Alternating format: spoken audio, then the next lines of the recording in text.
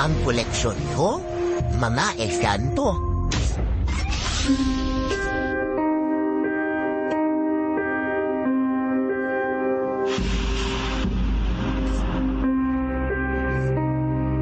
Dito sa bayan ng Bacoor sa Cavite, nakilala namin ang 46 years old na si Nap. Isang psychic at paranormal expert. Pero bukod sa kanyang mga antin-antin at bertud, si Nap mayroon din daw itinatagong kakaibang koleksyon. Koleksyon ng mga pato. Kwento ni Nap, hindi daw talaga nakabukas noon ang kanyang third eye. At simula daw na mabuksan ang kanyang third eye, kung ano-anong mga espiritu, kaluluwa, maligno't engkanto na ang kanyang nakikita. Tandang-tanda pa daw noon ni Nap ang unang beses na may nagpakita sa kanyang engkanto. Simula daw noon, naging madalas na ang pagpapakita ng mga engkanto kay Nap dahil sa palagiang engkwentro ni Nap sa mga engkanto ay naging komportable na siya. Sa pagpunta niya sa iba't ibang lugar at bansa, nakakasalamuhan niya mga engkanto. Ito daw ang mga engkanto na kanyang mga nakikilala na mga nangangailangan ng tulong. Dito na siya nagdesisyon na mag-alaga at mangolekta daw ng mga engkanto na kanyang sinasalba. Mula sa isa, umaabot na daw ngayon sa 3,000 ang bilang ng mga engkanto na kanyang nakolekta at ngayon ay inaalagaan. Tulad ng mga anghel, bagamat hindi natin sila nakikita, tayo'y naniniwala na sila ay totoo. Ganon din daw sa mga engkanto. At ayon sa simbahang Katolika, ang mga engkanto ay mga uri ng nilalang na nilikha din ng ating Panginoong Diyos. Ayon sa isang pari na eksperto sa ganitong naranan, kinikilala ng simbahang Katolika ang mga engkanto katulad ng pagkilala sa mga espiritu at ligaw na kaluluwa. Sa katunayan, ayon sa Nicene Creed, isang kredo na naglalaman ng mga bagay-bagay na pinaniniwalaan ng simbahang Katolika, nakasaad dito na naniniwala ang simbahan sa mga bagay na nakikita at hindi nakikita. Para lubos na maunawaan ng lahat ang tungkol sa kakaibang koleksyon ni Nap, kumonsulta isang expert sa paranormal. At laking gulat ng lahat sa isiniwalat na revelasyon ni Tony Suvega tungkol sa sinasabing mga engkanto ni Nap. Legit ang sinasabi niya pero mali ang magpulong ng engkanto. Ang munting paraiso at mga bahay na ito ay tahanan daw ng mga engkanto na naging kaibigan at pamilya na ni Nap.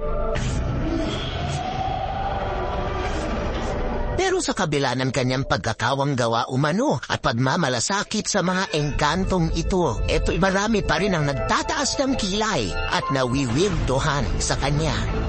Totoo nga ba ang komunidad ng mga engkanto na kanyang nakolekta daw? Para masagot ang lahat ng pag-aalinlangan, isa pa ring opinyon ang isinamguni sa isang kilalang paranormal expert si Tony Suvega. Legit na ba? Silidin ka ang sinasabing koleksyon umano ni Nap ng mga engkanto? Para mabigyan kayo ng ideya sa kung ano ang mga itsura ng mga engkantong sinasabing koleksyon ni Nap, ay ipinaguhit namin ito sa isang sketch artist. Ang mga itsura ng engkantong inyong nakikita ay hamo daw sa deskripsyon ng paranormal expert na si Tony Suvega. Pero paglilinaw ni Nap, ang mga engkanto na kanyang inaalagaan ay hindi niya kinukulong. Kusa daw sumasama ang mga ito sa kanya at walang pilitan na nangyayari. Ang mga engkanto daw na ito ang kanyang katuwang sa tuwing may mga humihingi sa kanya ng tulong para magpatawas. At tulad ng mga bida, meron daw siyang 2 sidekick na engkanto.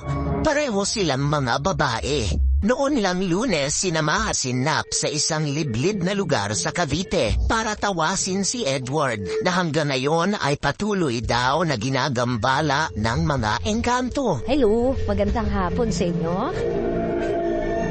Ayon kay Edward, nagsimula daw ang lahat nang mapagdiskitahan niyang batuhin ang isang puno sa kanilang bakuran. Wala po akong magawa. Di nagbabato-bato po niya kung anong makikita ko. Even mga tikling, binabato ko po. Pinawit po ng kinagabihan, medyo sumama na po yung paaramdam ko. Makalipas lang ang ilang araw sa hindi maipaliwanag na dahilan, nagsimula daw sumakit ang kanyang likod. Sobrang sama po nung nangyari sa akin. 3 days po yun eh. Halos hindi po ako nakatayo ng maayos. Sa bigat po ng pakiramdam. Pagkatapos suriin ni Nap ang kapaligiran ng bahay ni Edward, gamit ang itlog at baso na may tubig, agad niyang isinagawa ang ritual kay Edward. At pagkatapos lang ng ilang minuto, kumpirmado, si Edward daw ay naengkanto. May kita siya dito, no? Meron siyang parang bukol. This can signify assist sa loob ng katawan niya. Yung tinamaan niya nung nagbato siya rito, ang ginawa sa kanya, binato rin siya. So nung tumama sa kanya ngayon, in-interpret niya yung katawan ni Ed na yung tumamang energy sa kanya, it was interpreted as body ache.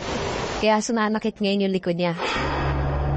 Lesson learned ang nangyaring iyon kay Edward. Pangako niya kay Nap, hindi na siya muli basta-basta mamamato ng mga puno dahil baka muli siya makatama ng mga engkanto na mamahay dito na hindi niya nakikita.